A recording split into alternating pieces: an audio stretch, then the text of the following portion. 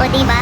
Ayun na nga, umalis na nga ang bagyo. Yun ang sabi sa akin ng madam ko. Kaya ano pang inaantay ko? Ate, maglilinis tayo ng balcony. Unahin natin ang balcony habang sila ay natutulog pa. Pero bago natin magpatuloy mga kakikay, ang aking paglilinis, ayan, baka naman hindi pa kayo nakasubscribe sa akin. Ay, pakisubscribe naman ako para naman, ayan, o diba? At pakiclick na rin ang ating bell para naman every time na may upload ako ng walang kakwenta-kwentang video, ayan, ay malalaman nyo. Ayan, pwede nyo naman ako panuorin, diba?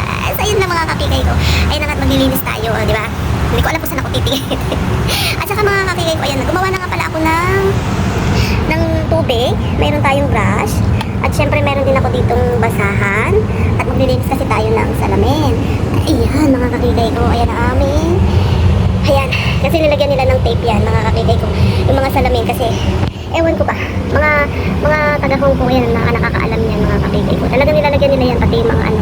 Ayan, di ba? Kasi siguro pagka yung may kidlat o yung may malakas ang hangin, siguro para maging matatag ang salamin. O, di ba? Ayan, unahin natin ito mga kakikay ko. Ipupush-brush natin yan. Ayan, kasi nga, pagkapag yung nga dito, yung bagyo sa Pilipinas mga kakikay dito dumaan. So, kaya, unahin natin yan. Iisisin natin yan. Kaya tayo gumawa ng panlinis. Ayan. O, di ba? Dalawa yung balcony na yan, ito sa kwarto nila mga kakikay. Kaya, unahin natin ito kasi natutulog pa sila. So, ayan.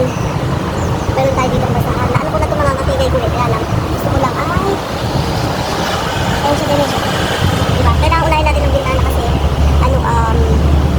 para pababa ang linis. Unahin natin yung taas para pababa bago natin i-brush yun. So, continuous natin ang paglilinis.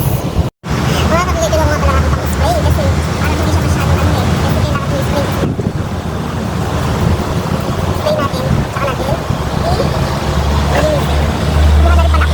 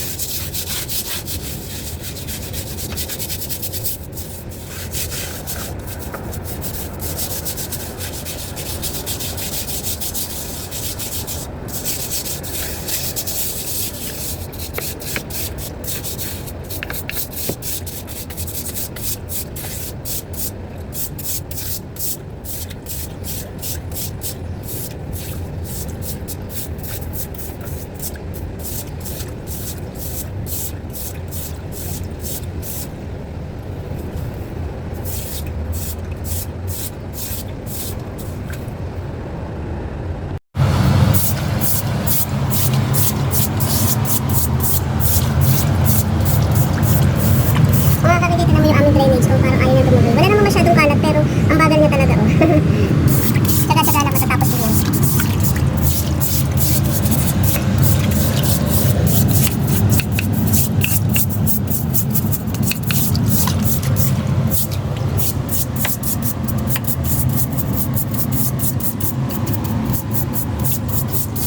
Ayan, diba?